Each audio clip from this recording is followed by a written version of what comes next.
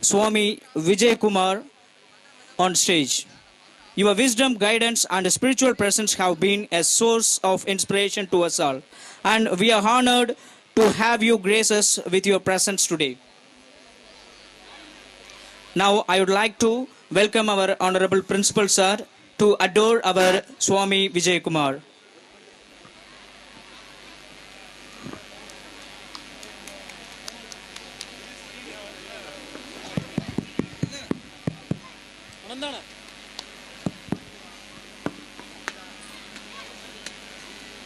Following him, I would like to welcome our another chief guest, Thamadai Chelvan, on stage.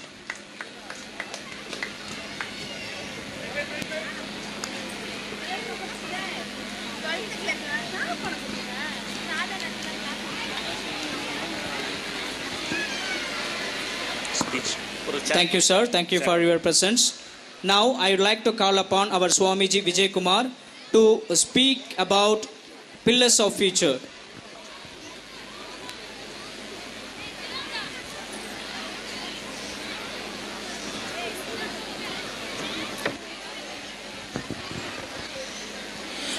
நடைபெற்றுக் கொண்டிருக்கின்ற பள்ளியின் ஆண்டு விழாவிலே சிறப்புரையாற்ற இசைந்துள்ள மேன்மை பொருந்திய ஸ்ரீ ஸ்ரீ விஜயகுமார சுவாமிகள் அவர்கள் தங்களுடைய வாழ்நாளை முழுவதும் குழந்தைகளுக்காகவும் ஆதரவற்ற பெண்களுக்காகவும் திக்கற்று நிற்கும் மனிதர்களுக்காகவும் தன் வாழ்க்கையை அர்ப்பணித்தவர்கள். அவர்கள் இன்றைக்கு குழந்தைகள் எப்படி சிறப்புற வாழ அவர்கள் வருங்கால தூண்கள் என்கின்ற தலைப்பிலே பேச இசைந்துள்ளார்கள். தன் பள்ளி பருவத்தில் முதல் மாணவனாக தேர்ச்சி பெற்று ஐஆர்டியில் முதல் மாணவனாக பொறியியல் துறையில் பட்டம் பெற்று பிற்பாடு ஏற்பட்ட ஒரு ரசவாதத்தினாலே தன் வாழ்க்கையை துறவு வாழ்க்கையாக மாற்றிக்கொண்டு மனிதகுல மேம்பாட்டிற்காக வாழ்ந்து கொண்டிருக்கிறார்கள். அப்படிப்பட்ட மேன்மை பொருந்திய ஒரு மேதையினுடைய ஒரு அரிய சொற்பொழிவை நீங்கள் கேட்க இருக்கிறீர்கள். இந்த நேரத்தில் வந்திருக்கின்ற குழந்தைகள், பொதுமக்கள், ஆசிரியர்கள், இந்த பள்ளியின் மீது பற்று கொண்ட அனைவரும் ஒருமித்த கருத்துடன் அமைதி காத்து இந்த இனிய உரையை கேட்குமாறு உங்களுடன் கேட்டுக்கொள்கிறேன். உரையின் தலைப்பு தூண்கள், வருங்கால தூண்கள் என்கின்ற தலைப்பிலே உரையாற்ற இருக்கிறார்கள். சுவாமி அவர்களை அன்போடு அழைக்கின்றேன். வருக வருக, நல்லுரை தருக.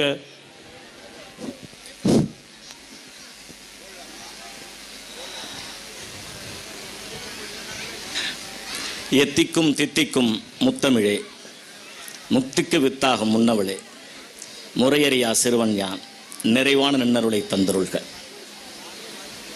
அன்பர்களே, நண்பர்களே, இந்த உரையை தொடங்குகிறேன். நீங்கள் எல்லாம் என்ன நினச்சிட்டு இருப்பீங்க? ஆக்சுவலாக கொஞ்சம் சைலண்ட்டாக தான் டக்குன்னு முடிச்சு போயிடுவோம். நீங்கள் எல்லாம் என்ன நினச்சிட்டு இருப்பீங்க? ஏடா முத உட்காந்து ஒரு சாமியாரை கூட்டு வந்து வச்சு நம்மளை கழுத்தறுக்க போகிறான்னு தானே நினச்சிட்டு இருக்கீங்க. தயவுசெய்து ஆழ்ந்து புரிஞ்சிங்க. அப்படிலாம் கிடையாது. என் வார்த்தையின் கைபிடித்து வாருங்கள், கடற்கரைக்கு சென்று காற்று வாங்கி விட்டு வரலாம். ஆழ்ந்து புரிஞ்சிங்க. என் வார்த்தையின் கைபிடித்து வாருங்கள், கடற்கரைக்கு சென்று மெல்லிதாக காற்று வாங்கி விட்டு வரலாம். ஆரம்பமா? ஆக்சுவலாக போன வருஷமே இந்த மீட்டிங் நான் வந்தேன். சாமி ஒரு 5 நிமிஷத்தில் முடிச்சிருக்கலான்னு கேட்டதெல்லாம் டக்குன்னு முடிச்சு ஓட்டேன்.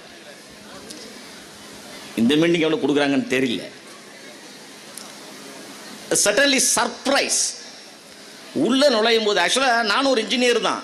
ஒரு ஸ்கூல்லாம் போயிட்டு காலேஜில் முடிச்சு வந்தவன் தான்.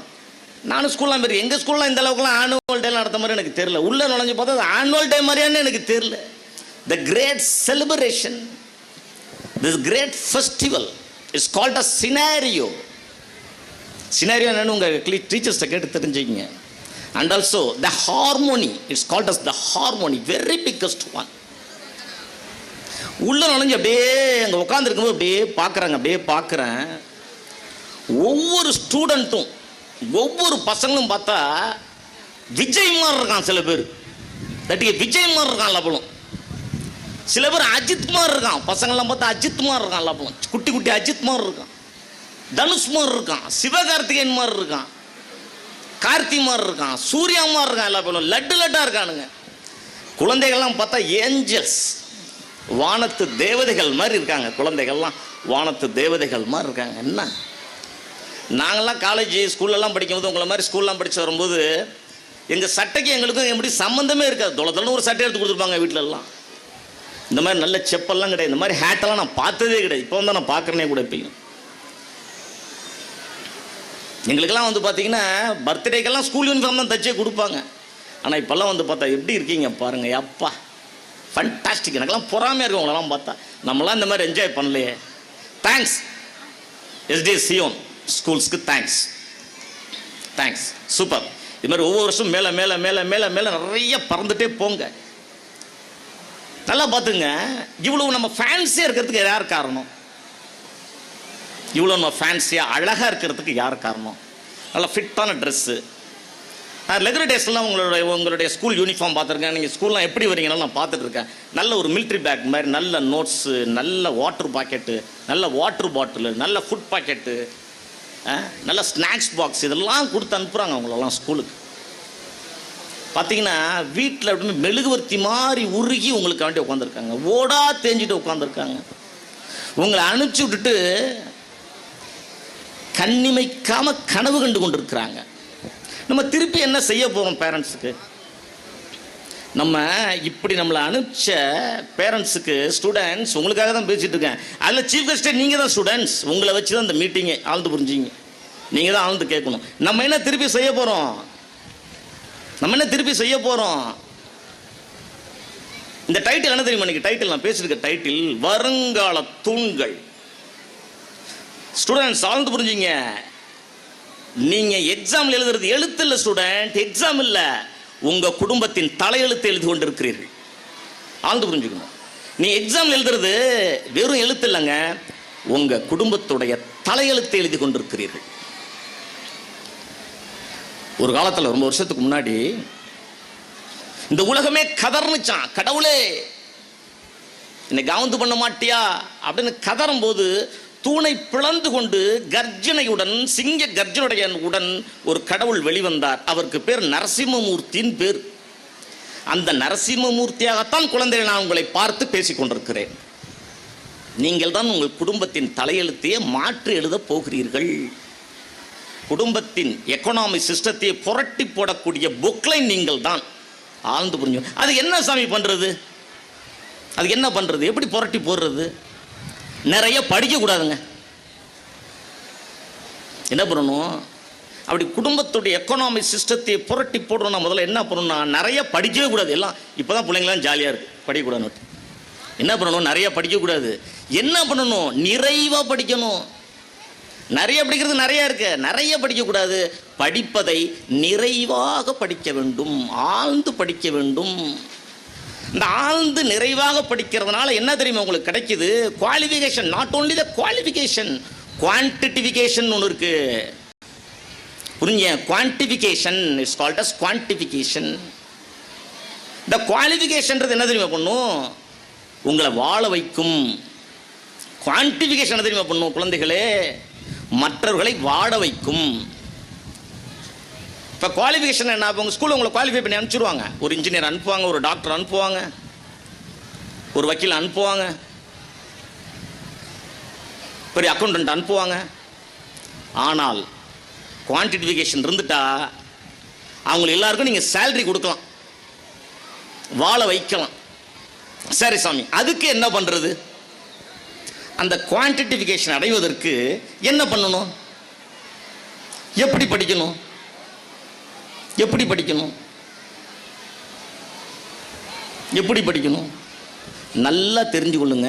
குறைஞ்சபட்ச அறிவியல் திறன், ஆற்றல் இருந்தால் போதும். ஒரு சின்ன கதை ஒன்று பாருங்களேன்.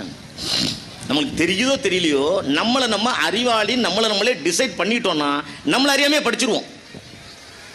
நம்மளே படிச்சிருவோம். எப்படின்னா, ஒரு முறை அக்பர் த கிரேட், அக்பர்ன்றவர் தெரியல உங்களுக்கு எல்லாருக்கும்? அக்பர்ன்றவர் தெரியும். அவர்கிட்ட பீர்பால்னு ஒருத்தர் இருந்தார். அக்பர் பீர்பால் உங்கள் எல்லாருக்குமே தெரியும். ஒரு நாள் அக்பர் பீர்பாலை கூப்பிட்டு சொன்னாராம், பீர்பால், நம்ம நாட்டிலேயே மிகச்சிறந்த அறிவாளி எங்கே இருக்கிறான் உனக்கு தெரியுமா? ஒரு மாதம் டைம் கொடுங்க பாதுஷா, 1 மாதம் டைம் கொடுங்க. அதுக்கு போக்குறதுக்குரிய செலவெல்லாம் கையில் கொடுத்துட்டிங்கன்னா நான் போய் தெரிஞ்சுக்கிட்டு வந்துடுவேன். ரைட், இந்த அவ்வளோ வச்சுக்கடா போயிட்டான்.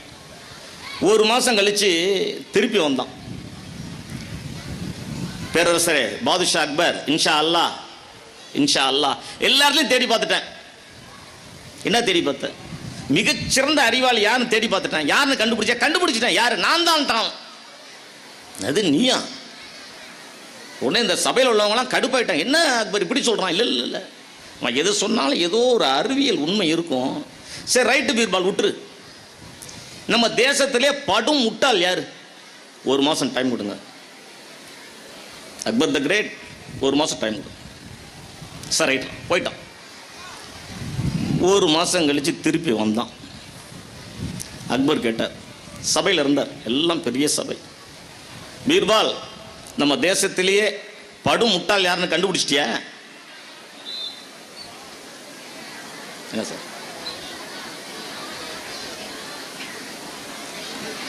என்ன பீர்பால் சார், நம்ம தேசத்திலே படும் முட்டாள் யாருன்றதை கண்டுபிடிச்சிட்டியா அப்படின்னாங்க. கண்டுபிடிச்சிட்டேன். யார் அப்படின்னாங்க.